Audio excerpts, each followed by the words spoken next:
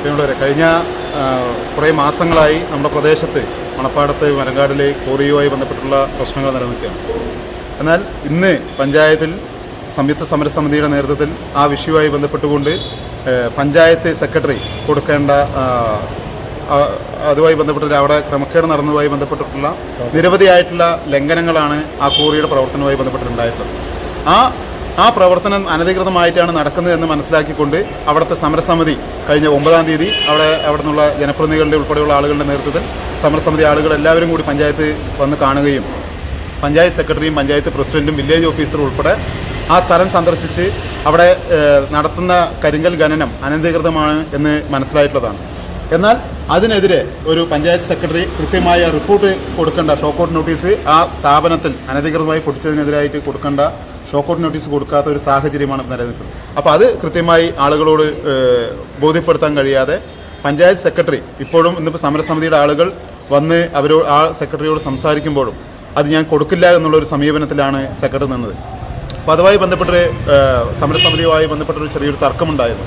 എന്നാൽ ആ സമരസമിതി ഈ വിഷയവുമായി ബന്ധപ്പെട്ടുകൊണ്ട് തർക്കമുണ്ടായപ്പോഴും സമാധാനത്തോടു കൂടിയിട്ടാണ് സെക്രട്ടറിയോട് കാര്യങ്ങൾ സംസാരിച്ചത്. എന്നാൽ സെക്രട്ടറി ഇപ്പോൾ പറയുന്നത് പോലീസുകാരെ ഉൾപ്പെടെ വരുത്തിക്കൊണ്ട് ഈ സെക്രട്ടറിയെ കൈയേറ്റം ചെയ്യാൻ ശ്രമിച്ചു എന്നുള്ള രീതിയിലേക്കാണ് പോകുന്ന ഒരു സാഹചര്യം ഉണ്ടാകുന്നത്.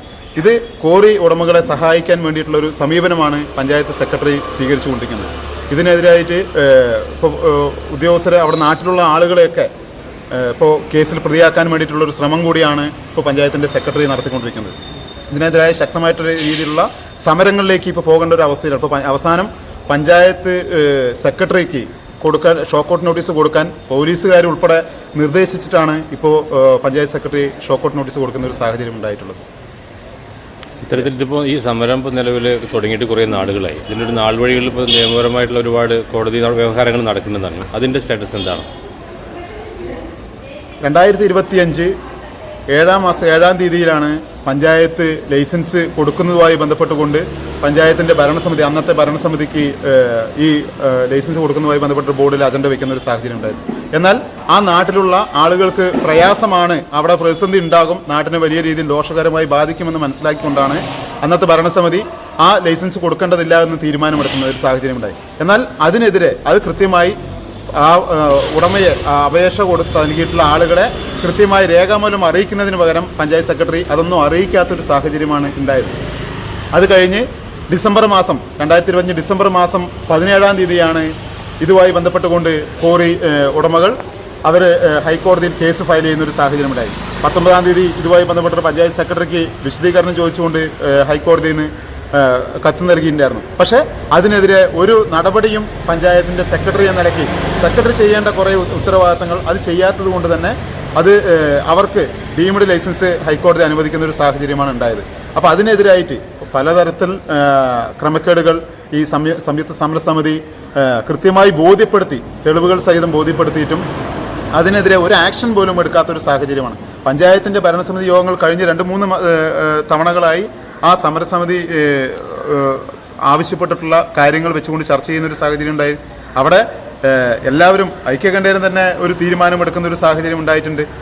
ഇതിനെതിരെ ശക്തമായിട്ടുള്ള രീതിയിലുള്ള പ്രവർത്തനം നടത്തണം, അത് റദ്ദ് ചെയ്യണമെന്നുൾപ്പെടെ ഏറ്റവും അവസാനം നടന്നിട്ടുള്ള ഈ പഞ്ചായത്ത് ഭരണസമിതി യോഗത്തിൽ ഉൾപ്പെടെ ഇടതുപക്ഷത്തിൻ്റെ മെമ്പർമാർ ഇറങ്ങിപ്പോകുന്നൊരു സാഹചര്യം ഉൾപ്പെടെ ഉണ്ടായി.